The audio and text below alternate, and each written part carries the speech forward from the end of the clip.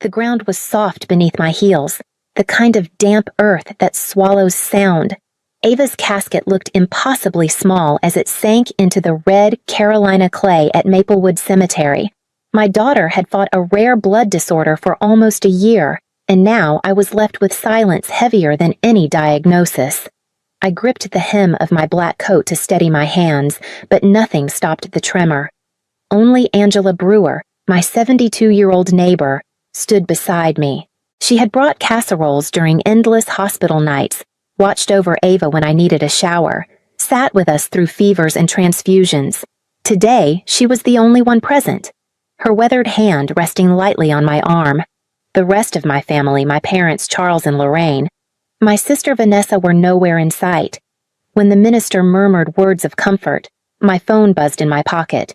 I pulled it out without thinking, desperate for some connection. The screen opened to Instagram. There was Vanessa, champagne flute in hand, diamond sparkling, a new photo posted minutes earlier. My parents flanked her, smiling as if nothing in the world had been lost. The location tag read, Grand Horizon Hotel, Raleigh. The ache in my chest sharpened.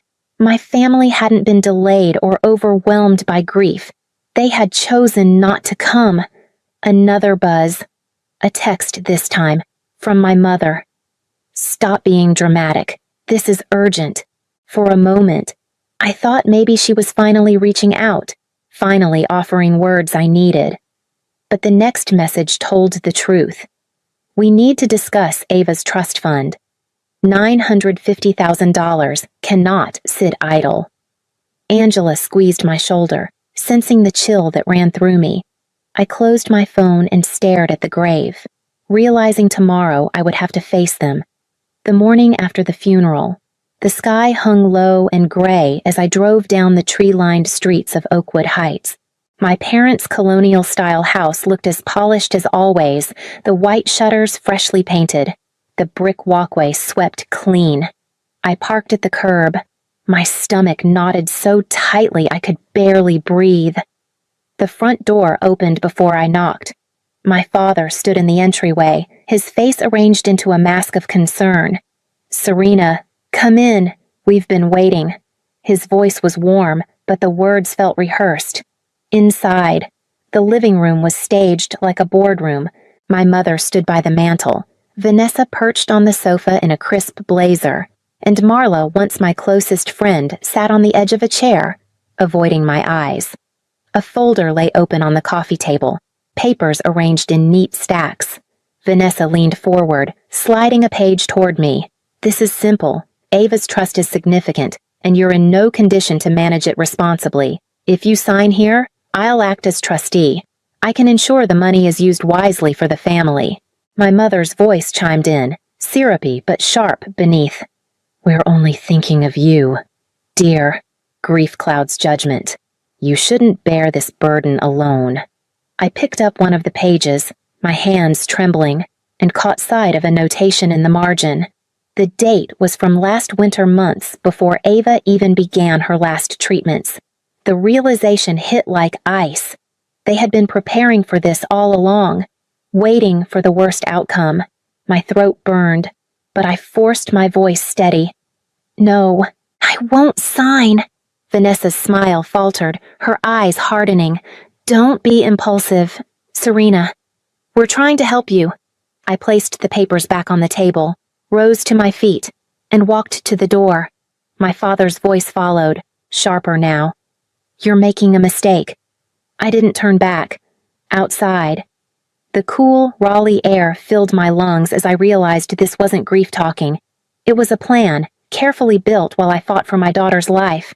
Tomorrow, I would need to find someone who could help me uncover just how deep their intentions went. That night, I couldn't sleep. The papers Vanessa had slid across the table burned in my memory. The inked margin dated months before Ava's last breath.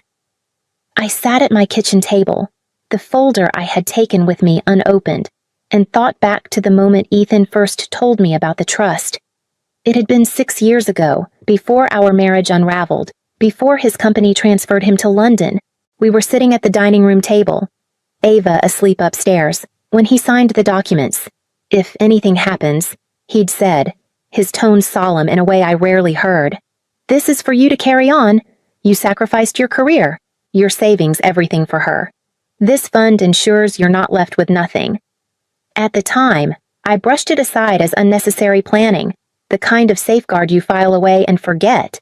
Now, his foresight was the only shield I had left. The phone rang just after dawn. Ethan's parents, calling from Arizona. Martha's voice cracked as she spoke Serena. "We just heard. We loved that little girl so much." George added, "If you need us, we'll come. Whatever it takes. We'll stand by you." Their grief was raw and unpolished, a sharp contrast to the manufactured sympathy I'd heard yesterday. Angela stopped by later with coffee in a paper cup and a firmness in her step. "You can't face them alone. You need someone who knows the law, someone who won't be intimidated by theatrics." That afternoon, I dialed the number she'd written on a scrap of paper, Richard Donovan, Chapel Hill. His receptionist fit me in the next morning. Richard's office smelled faintly of leather and old wood. He listened quietly as I explained, sliding Ethan's trust folder across his desk. After reviewing it, he leaned back and adjusted his glasses. Ethan was precise. "The trust names you as the residual beneficiary, and it has multiple layers of protection against family interference. They have no legal standing to take it." Relief surged, tempered by a cold realization. The law might be on my side, but my family wasn't finished. I needed proof of their intentions before they struck again. Richard didn't mince words. "They'll come back at you harder. If they sense hesitation, they'll try to undermine your credibility. You need to document everything, every lie, every omission, every attempt to pressure you. Paper trails don't forget." That night, I sat at my laptop scrolling through Vanessa's Instagram feed. The photos from the Grand Horizon glittered with sequins and champagne, time-stamped during the exact hours I was lowering my daughter into the ground. I printed them out, each image more nauseating than the last. Vanessa's polished smile, my parents' beaming faces, the caption, "Forever begins tonight." The stack of pages felt heavy in my hands, but it was proof they couldn't twist into memory or exaggeration. The next day, Angela appeared at my door with a box of notebooks. "I kept journals," she said simply, placing them on my table. Inside were page after page of her steady handwriting, the nights she brought soup when I couldn't cook, the afternoons she sat with Ava during transfusions, the dates and times she drove us home from Duke Hospital. My throat tightened as I flipped through her words. She had been building a record of love, without knowing it might one day serve as defense. By evening, I ordered 2 security cameras and installed them at the front and back of the house. If anyone tried to corner me again, I would not be caught without proof. It didn't take long. 3 days later, I agreed to meet Vanessa and my parents at a coffee shop in Raleigh, hoping a public space would blunt their cruelty. They arrived together, Vanessa leading the way, heels clicking against the tile floor like a metronome. My father wasted no time. "Serena, we need to finalize this. Sign the trustee papers, and let's move forward." I kept my voice calm, though my hands curled into fists under the table. Ethan wrote protections into the trust. It cannot be amended without his consent, and he made me the residual beneficiary. You know this. Vanessa's smile hardened, her eyes glittering with frustration. "If you won't cooperate, we'll have no choice but to pursue guardianship. The court will see you're too emotional to manage this kind of money." I slid the printed trust clause across the table. "Then the court will also see Ethan's intent in black and white." Their faces fell silent, the weight of the paper between us louder than their voices. I gathered my folder, stood, and walked out, heart pounding but steady. For the first time, I felt something sharper than grief resolve. Tomorrow, I would be ready for their next move. The first whisper reached me through Facebook. Vanessa had posted a photo of herself in soft light, hand pressed against her heart, the caption reading, "Pray for family members struggling with mental health after loss. Sometimes love means stepping in when they can't see clearly."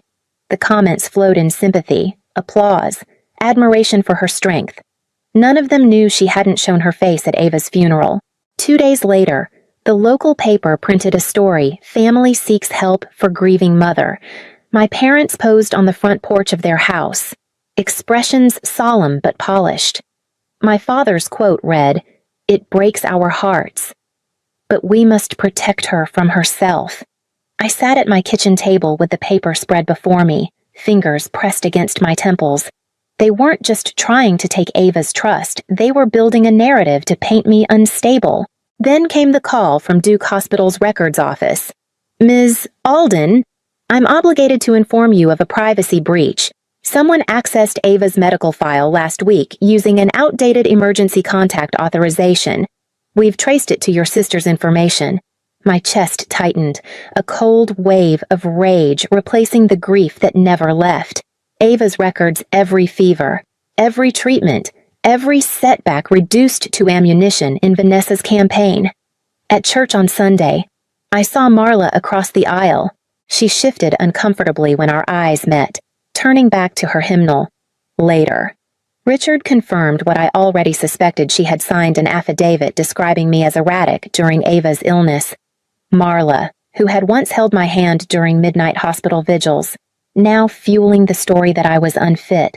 I closed my eyes and pictured Ava in her superhero pajamas, tugging the IV pole behind her, declaring she was brave, even when scared.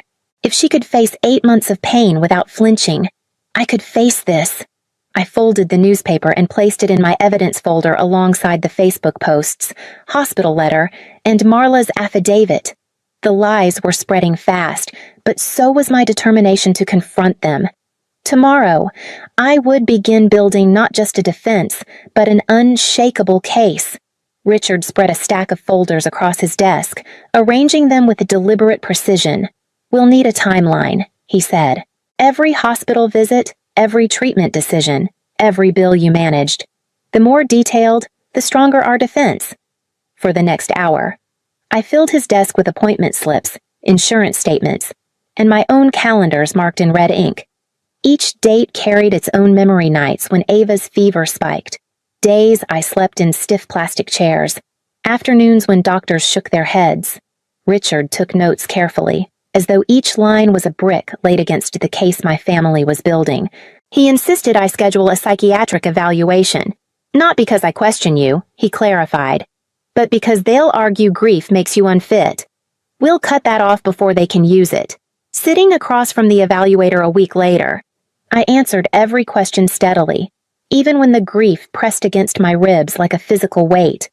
When the report came back declaring me competent, I tucked it into my folder like a shield. Ethan's parents arrived from Arizona carrying a manila envelope. Inside were notarized statements. Ethan's words written years earlier, his intent that if Ava could not use the trust, it would pass to me. Martha's hands shook as she handed it over. "He trusted you. Serena, he knew you'd honor her memory." Angela arrived that evening with her journals bound in twine. She laid them gently on my kitchen table. "Every meal, every visit, every night I sat with you, it's all here. They can't erase what we lived." I thought I was braced for anything until the night Vanessa showed up on my porch. My camera caught her standing in the glow of the porch light, her voice low but cutting. "You've always been the burden. Sign, or we'll destroy you." I didn't flinch this time. I let the recording roll, then closed the door in her face. For the first time, I felt the balance shift. Tomorrow, that recording would become the cornerstone of my defense. The Wake County Courthouse smelled faintly of varnish and old paper as I followed Richard into the courtroom. My parents and Vanessa were already seated at the petitioner's table, faces composed into masks of sorrow. Melissa sat beside them, clutching her affidavit like a lifeline. They looked less like a grieving family and more like a cast rehearsing for a play. Judge Marion Peabody entered with quiet authority, silver hair pulled tight, eyes sharp as she scanned the docket. "These are serious allegations," she said. "I expect evidence, not theatrics." The petitioner's attorney began by painting me as unstable, a mother undone by grief. Melissa took the stand, voice trembling just enough to sound believable. Serena would call me in the middle of the night, hysterical. She was paranoid about doctors, convinced something worse was happening. I feared for her judgment. I gripped the edge of the table, forcing myself not to react. Then the hospital administrator testified, confirming what Richard had already uncovered. Vanessa had accessed Ava's medical records without authorization. Murmurs rippled through the gallery. When Ethan's father took the stand, his voice broke with conviction. My son made it clear if Ava couldn't use the trust. It belonged to Serena. She sacrificed everything for that child. His words rang truer than all their polished performances combined. Richard rose slowly, pressing play on the recording we had captured. My sister's voice filled the courtroom, cold and unmistakable. You've always been the burden. Sign, or we'll destroy you. Then my father's measured tone. Once we have guardianship, we can use the money however we want. The air in the courtroom shifted. Even the judge leaned forward, her face hardening. After a pause, she spoke with steel in her voice. This petition is dismissed with prejudice. What I see here is not protection, but exploitation. She ordered a formal investigation into perjury and issued a restraining order preventing further contact. Relief washed over me, sharp and dizzying. As Richard gathered the files, I knew the gavel had brought justice today, but my fight to protect Ava's legacy was far from finished. 2 days after the hearing, the local paper ran a front-page story, Mother Vindicated in Trust Battle. My picture was smaller than theirs, tucked under the headline. But the article told the truth, how the guardianship petition had been thrown out, and how the judge ordered an investigation into perjury. For once, I wasn't the fragile woman in their narrative. I was the mother who fought back and won. News traveled fast. Vanessa's fiancé issued a carefully worded statement to the press, but the damage was already done. Within a week, their engagement was over. She deleted the photos from the grand horizon. But the internet doesn't forget. Screenshots circulated in comment threads, proof of where she had been while I stood alone at my daughter's grave. My parents retreated into silence as word spread that they might face charges for false testimony. I thought it would bring me satisfaction, but instead it left a hollow ache. Even justice couldn't undo what they had chosen. Marla wasn't spared either. Her employer reviewed her sworn affidavit after the recording surfaced. Within days, she lost her job. The same woman who once braided my hair before school dances now avoided the grocery store aisles where I shopped. Betrayal had a cost, and she was paying it too. One evening, Angela sat across from me at the kitchen table, her hands wrapped around a chipped mug of tea. They tried to bury you, Serena, she said quietly. But you built something out of ashes. That's what your daughter would see. I thought about that word family. It no longer meant blood or inheritance. It felt more like a line item on paperwork, a name under next of kin. What mattered now were the people who stayed when everything broke. I touched the folder of trust documents resting on the table. Protecting Ava's legacy was only the beginning. Tomorrow, I would decide what to do with it. In the weeks after the hearing, the trust money no longer felt like numbers on a page. It felt like a responsibility, a chance to turn Ava's short life into something lasting. With Richard's guidance, I established the Ava Alden Foundation. Its mission clear support families facing pediatric blood disorders and fund the research that might one day spare another child. The first project was close to home. Duke Children's Hospital had been our second home during those long months, and now it would carry Ava's name. A plaque was mounted in the newly renovated wing, the Ava Alden Pediatric Hematology Unit. Standing in that hallway, I traced the letters with my fingers, remembering Ava in her superhero pajamas, tugging her IV pole with stubborn pride. Angela stepped in as volunteer coordinator without hesitation. She organized meal trains, transportation, and respite shifts for parents camped out at hospital bedsides. Richard took on every legal matter pro bono, drawing up bylaws and ensuring the foundation could not be undermined. Ethan's parents moved with purpose, spearheading a grandparent advocacy program that connected families like theirs to resources and community. For the first time in months, I began speaking in front of groups. At a support meeting one evening, I stood in a circle of parents and told them about Ava, her bravery, her laughter even when her body trembled, her dreams of becoming a doctor. My voice didn't shake, and my hands no longer trembled. Instead, I felt anchored, as if Ava's strength had settled in me. The foundation was still new, fragile in its infancy, but already it was touching lives. As I drove home that night, I realized the promise I had whispered at her grave was no longer just words. It was becoming reality. Tomorrow, I would return to Maplewood Cemetery with flowers, ready to tell her myself. The path through Maplewood Cemetery felt different than it had a year ago. The same oaks shaded the gravel walk. The same headstones leaned in uneven rows, but my steps carried a steadiness I hadn't known then.